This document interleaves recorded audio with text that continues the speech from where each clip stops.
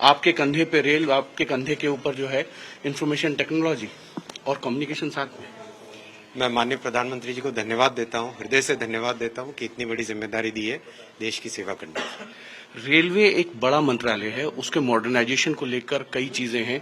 पहले ये भी कहा जाता था रेलवे एक्सीडेंट के लिए ही जाना जाता था, भारतीय रेलवे में ये बहुत था। रेलवे में पिछले 7 साल में बहुत अच्छा काम हुआ है, उसी काम को आगे ले जाना मेरी जिम्मेदारी है। और क्या क्या रहेगा आपके हिसाब से रेलवे में? मॉडर्नाइजेशन रहेगा, सेफ्टी रहेगा। सबसे बड़ी बात है कि एक साधारण से साधारण परिवार के व्यक्ति के, जो समाज के अंतिम छोर पे जो व्यक्ति है, उसकी जिंदगी में रेलवे के द्वारा, आईटी के द्वारा, कम्युनिकेशन के द्वारा क्या चेंज आए, वो मेरा सबसे बड़ी प्रायोरिटी। पीपीपी प्रोजेक्ट के तहत रेल चलेंगी अब तेजी से, मान सकते हैं? प्राइम मिनिस्टर साहब का विजन रेलवे के लिए बहुत विराट है। उस पूरे विजन में सबसे बड़ी बात है कि जो समाज के अंतिम छोर पे व्यक्ति है, उसके लिए सोचना है। तो हम उसी धारा पे काम करेंगे। आईटी की जिम्मेदारी है आपके ऊपर। सोशल मीडिया प्लेटफॉर्म्स को लेकर कई तरीके के सवाल उठ रहे हैं। ट्विटर जो है भारतीय डिजिटल पॉलिसी को मानने के लिए तैयार नहीं है, और उन्होंने तो कई ऐसे, रविशंकर प्रसाद जो आपसे पहले मंत्री थे, वेंकैया नायडू, आरएसएस प्रमुख मोहन भागवत से लेकर तमाम लोगों के ट्विटर हैंडल बंद कर दिए। क्या आपको लगता है कि ट्विटर को ये पॉलिसी भारत की माननी चाहिए? भारत में रहने वाले हर व्यक्ति को, भारत में काम करने वाली हर कंपनी को, सभी को भारत के नियम मानने चाहिए। अगर वो नहीं मानते हैं, क्योंकि आपकी तरफ से नोटिस गया है, वो मंत्रालय पूरा इसका स्टडी करूंगा और डेफिनेटली इस पे जो नियम है उसके हिसाब से। हर मंत्रालय और हर पद का अपना एक गरिमा होता है, अपना एक उसका अस्तित्व होता है। इस देश का और कानून मंत्री का मुझे जिम्मेदारी मिलता है, तो उसका अपना एक, उसका मेरे सामने में एक चुनौती है कि आदरणीय प्रधानमंत्री जी ने जो भरोसा जताया उस पर खरा उतरना, और देश के लोगों के अपेक्षा है, आकांक्षाएं हैं, उसको पूरा करने के लिए हमको बहुत मेहनत करना पड़ेगा। और जब आदमी दिल लगा के काम करेगा तो मैं मानता हूं कि अच्छा रिजल्ट आ सकते हैं। आदरणीय प्रधानमंत्री जी का मार्गदर्शन में सारा सरकार का हर विभाग काम कर रहे हैं, वैसे इस नए विभाग का भी कामकाज करने का मेरा प्रयास रहेगा। अपने टीम के साथ काम करेंगे, जहां अच्छा टीम रहता है वहां काम भी अच्छा होता है। दुनिया के सबसे बड़े लोकतंत्र में जहां मोदी जी ने देश को आगे ले जाने का बहुत शानदार काम किया है पिछले 7 वर्षों में,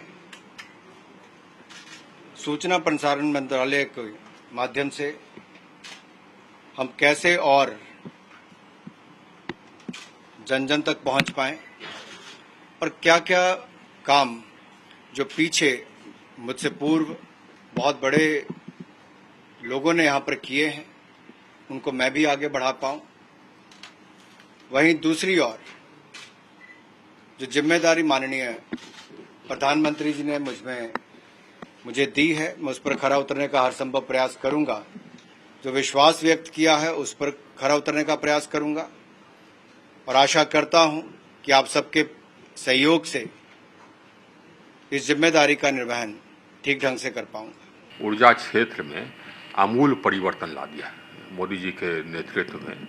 जो पहले का ऊर्जा प्रक्षेत्र था और आज के ऊर्जा प्रक्षेत्र है, उसमें बहुत अंतर है। पहले हम लोग पावर डेफिसिट थे, हम लोग की सरकार आई उसके पहले, ये लोड शेडिंग आपको याद होगा, हम लोगों ने उसको बदल दिया। 1,82,000 मेगावाट हम लोगों ने जोड़ा है, अभी और जोड़ रहे हैं।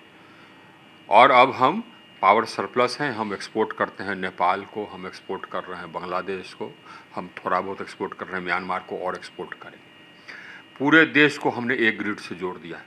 ये दुनिया का लार्जेस्ट सिंगल ग्रिड हो गया है। One nation one grid. हाँ, एक कोने से दूसरे कोने तक हम 1,00,000 मेगावाट ट्रांसफ़र कर सकते हैं। हमारा ये जो पीक डिमांड चला गया है 200 गीगावाट, यानी 2,00,000 मेगावाट, और हमारी स्थापित क्षमता है 3,82,000 मेगावाट। बदल दिया हम लोगों ने, डिस्ट्रीब्यूशन सिस्टम को हम लोगों ने मजबूत कर दिया।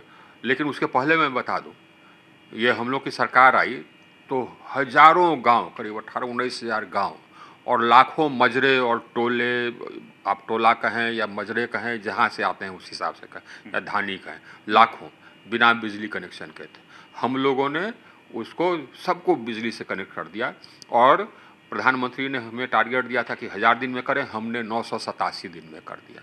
क्या विजन लेकर आए हैं on par with how men would deal with it? आप किस तरह का विजन लेकर आए हैं अपने डिपार्टमेंट के लिए? नहीं, देखिए, हर निर्णय में, चाहे वो सरकार का हो या परिवार का हो, अगर महिला निर्णायक भूमिका में रहती है तो नतीजे कुछ और होते हैं, और महिला जब निर्णायक भूमिका में नहीं होती तो नतीजे कुछ और होते हैं।